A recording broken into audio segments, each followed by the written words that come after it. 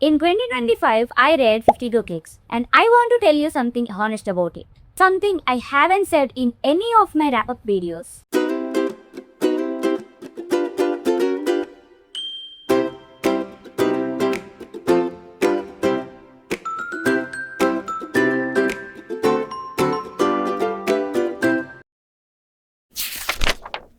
Some of those books, I don't remember them, like at all.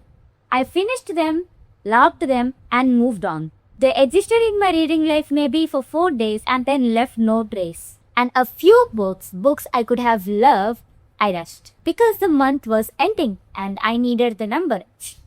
They do it again? Yes, I would. Let me explain why that's not a contradiction. Here's what a 52 book goal actually does to you in the day-to-day of reading. It changes how you choose books. You start thinking about length. A 500-page book looks different when you're on track versus when you're 2 books behind in October. I caught myself avoiding books I actually wanted to read because they were too long or too dense for where I was in that year. It changes how you sit with a book. There's this thing that happens when you're reading slowly. You daydream into it. You put it down and think about it. You reread a paragraph because it was beautiful. I did that less in 2025. I was moving, and it changes how a book feels when it ends. Sometimes I finish a book and immediately think, what next? Not Pandita do to me, not I need a minute, just next. And here's the thing I realized only after the year ended. The goal didn't just change how I read, it changed who I was reading for.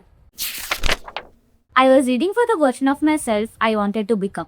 The person who reads 52 books a year, who has opinions on many things, who can say casually, confidently, oh, I read that. That person exists. That person feels like a real reader. And before 2025, I wasn't sure I was that person yet. So the goal wasn't really about the books, it was building an identity. Which is not a bad reason to set a goal, by the way.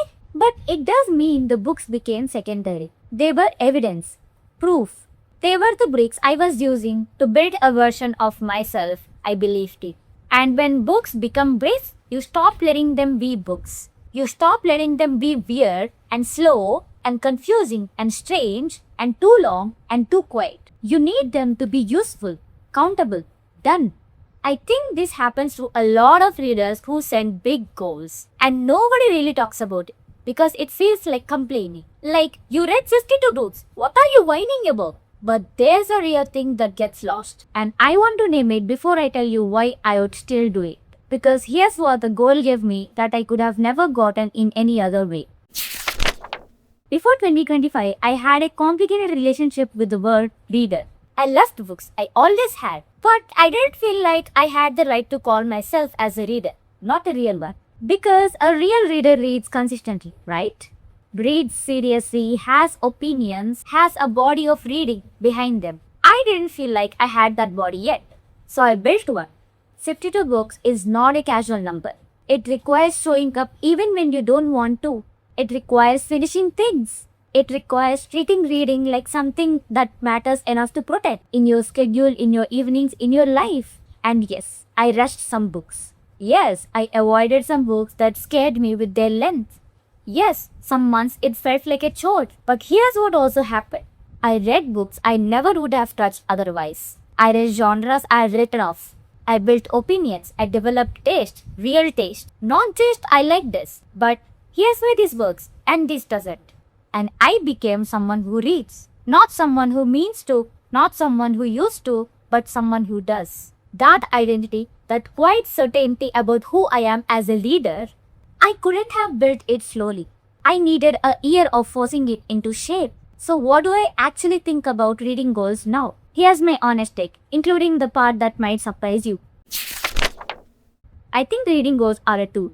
And like any tool, whether they help or hurt depends entirely on what you're building. If you're trying to build a reading habit from zero, a goal is probably the most powerful thing that you can use. The friction of I haven't read today is exactly the discomfort that turns reading into a practice. If you are trying to deepen your relationship with the books you already love, a numerical goal might work against you. It optimizes for quantity, depth need different conditions. The mistake isn't setting the goal. The mistake is thinking the goal is the point.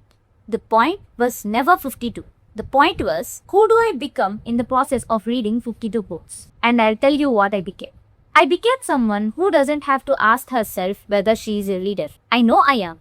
The 52 books are evidence, not for anyone else, just for me. They are proof that when I commit to something, I follow through. That reading is not a one I have time thing for me. It's a I make time thing. That shifting identity is worth every book I rushed, worth every month it felt like a chore. Because now I can slow down and actually mean it. Not from laziness, but from choice. Now when I read story, it's because I have already proved I can read fast. The slowness is intentional. So if you are thinking about setting a reading goal or you are in the middle of one and it's not feeling good, here's what I'll actually tell you. 1.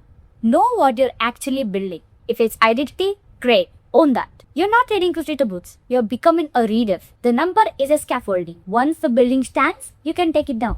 It's pure love of books. Maybe the goal isn't for you right now. And that's okay. Not every tool is for every season. 2.